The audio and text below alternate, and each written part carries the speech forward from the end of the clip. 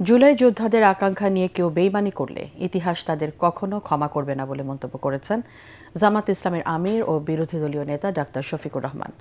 রাজধানীতে জুলাই শহীদ দিবসের আলোচনা সভায় তিনি বলেন, জামাতে ইসলামী একমাত্র দল যাদের ভারত সবসময় লাল কার্ড দেখাতে চায়, তবে জামাত ইসলামী তাদের লাল কার্ডকে তোয়াক্কা করে না বলে জানান ডাক্তার শফিক।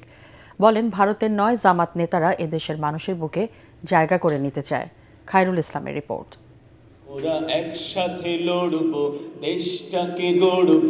জুলাই শহীদ দিবস উপলক্ষে বৃহস্পতিবার রাজধানীর কাকরাইলের ডিপ্লোমা ইঞ্জিনিয়ার ইনস্টিটিউটে বাংলাদেশ জামায়াত ইসলামী ঢাকা মহানগর দক্ষিণ শাখা আয়োজিত আলোচনা সভা।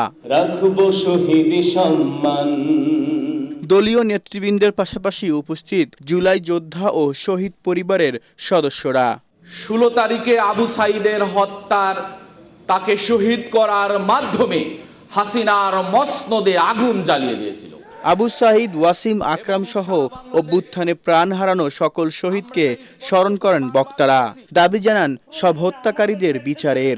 যেই জমিনে শহীদদের রক্ত পড়েছে সেই জমিনে ইনসাফ বিজয় হবে ইনশাআল্লাহ। সঠিক প্যাড আর সঠিক তথ্য দিয়ে এসব সামলে নিব এক হয়ে। Monalisa sanitary napkin. বর্তমান সরকার তাদের কাছে আমাদের বিশেষভাবে অনুরোধ, সন্তান হত্যার বিচারটা যেন আমরা জীবিত থাকাকালীন দেখে যেতে পারি। প্রধান অতিথির বক্তব্যে অভ্যুত্থানের শহীদদের স্মরণ করে আবেগে আপ্লুত হয়ে পড়েন জামায়াত আমির ও বিরোধী দলীয় নেতা ডাক্তার শফিকুর রহমান।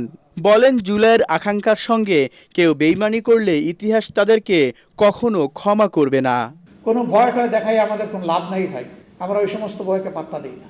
আমরা আশা জাগাইয়ে রাখতে চাই যে এই রাষ্ট্র নিমক হারামি করবে না এদের সাথে, কিন্তু যদি করে তাহলে অতীতে যেমন নিমক হারামদের কোনো ভালো পরিণতি হয়নি, বর্তমানেও হবে না। এ সময় জামায়াত আমির সীমান্তে পার্শ্ববর্তী দেশের আধিপত্যের নিন্দা জানিয়ে বলেন, বাংলাদেশের পররাষ্ট্রনীতি এদেশের মানুষের ইচ্ছাই চলবে, কোনো ভিনদেশীদের প্রেসক্রিপশনে নয়। এ দেশ তার পররাষ্ট্রনীতি কারো ডিকটেশনে চলুক, এটা আমরা চাই না।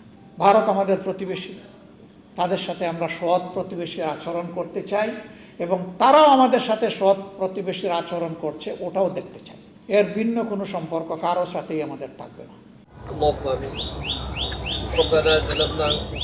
এদিন সকালে রায়ের বাজার কবরস্থানে জুলাই শহীদদের গণকবরে শ্রদ্ধা জানান ইসলামী ছাত্র শিবিরের কেন্দ্রীয় নেতারা।